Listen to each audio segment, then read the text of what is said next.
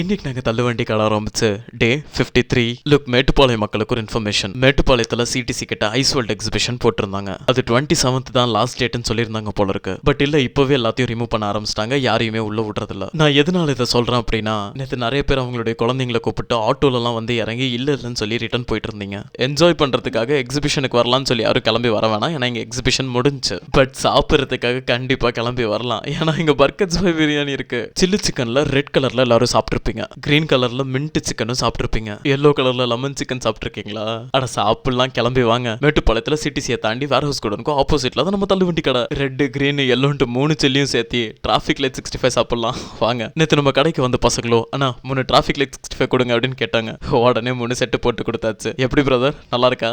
அப்புறம் முக்கியமான இன்ஃபர்மேஷன், இப்போ எக்ஸிபிஷன் முடிஞ்சதுனால நம்ம பழைய இடத்துல தள்ளுவண்டி கடை போட்டிருந்தோம்ல, அந்த இடத்துக்கே திருப்பி போயிடலாம். ஸோ இனி நம்ம தள்ளுவண்டி கடையில் சாப்பிட வரவங்களுக்கு கடை முன்னாடியே தெரியும். நேற்று கடையில் ஸ்டாக் எல்லாமே முடிஞ்சு எடுத்து வச்சிட்டு இருக்கும் போது நம்ம கடைக்கு ரெகுலரா நைட் டைம்ல வர இந்த அண்ணன் கிட்ட அப்படியே ஜாலியா பாட்டு பாடிட்டு வைப் பண்ணிட்டு இருந்தேன்.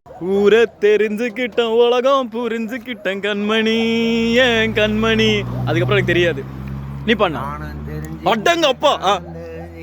கண்மணி ஏன் கண்மணி, பச்சை குழந்தைன்னு பாலூட்டி வளர்த்தேன். அப்புறம் பச்சை குழந்தை பாலூட்டி வளர்த்தேன். அதுக்கப்புறம் பாலை குடிச்சு புட்டு பாம்பாக கொத்து.